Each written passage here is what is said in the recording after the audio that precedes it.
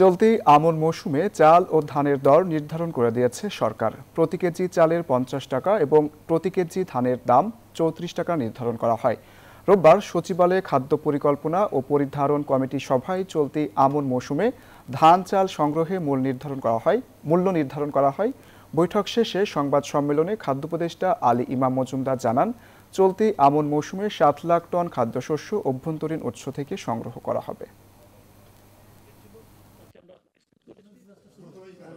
6 lakh metric ton সিদ্ধ চাল কিনবো, 50,000 মেট্রিক টন আতপ চাল কিনবো।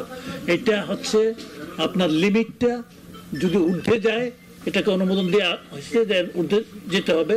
আমরা চেষ্টা করব এটা অবশ্যই অ্যাচিভ করতে এবং উপরে যেতে। কারণ দাম ঠিক করা হয়েছে অত্যন্ত রিয়েলিস্টিক দাম, কারণ এখানে আমরা কৃষকের স্বার্থটা দেখতে হয়েছে। কৃষকের উৎপাদন ব্যয় প্লাস তার কিছুটা ইনসেন্টিভ প্রফিটও দিতে হবে।